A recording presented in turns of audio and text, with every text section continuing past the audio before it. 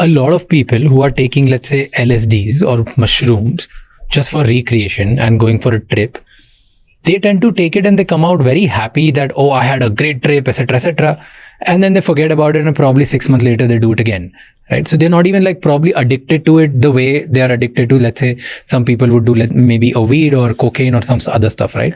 So it doesn't look like that they're super addictive. No, they're not. Because so they're not addicted to. So I've not met anyone who's like addicted to. Because they don't hit the ventral tegmental area, Cummins pathway in the same way as a cocaine, heroin, nicotine, or alcohol. So they're not on that scale addictive. Yes. So let's say LSD and mushrooms are not on that scale. Yeah. But people are taking it without any care, without any stuff. I would really worry about. First of all. So what is happening? Like, why? Majority of them tend to enjoy it even when they take it without care. So there's no side effect, at least looks like. The thing is, we tend to hear the narratives that are positive more than we hear the narratives that are negative.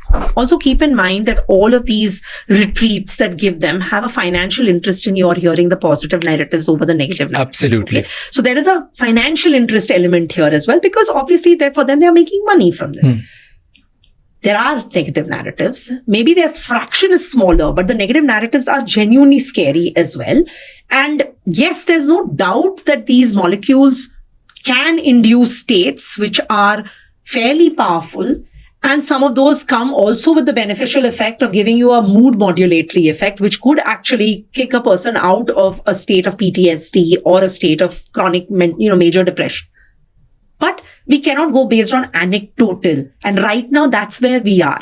In the narrative recreational space, it's anecdotal. You need to do this carefully, and you need to do this with large enough numbers. You need to have it in a cultural context like ours.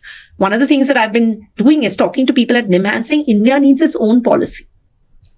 We can't not have our own policy of how we're going to do this.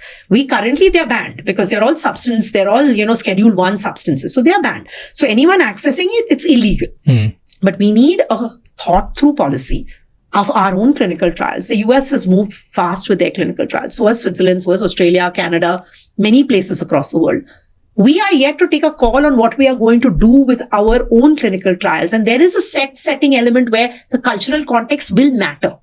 So we have to find a way that it works in our society and culture and see if it's appropriate in our context the same way, which we are not doing at the moment.